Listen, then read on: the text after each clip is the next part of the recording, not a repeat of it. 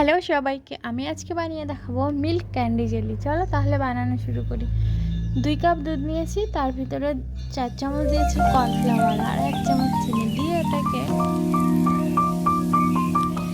গ্যাসের লো ফ্লেমে সুন্দর করে এটাকে রান্না করে নেব।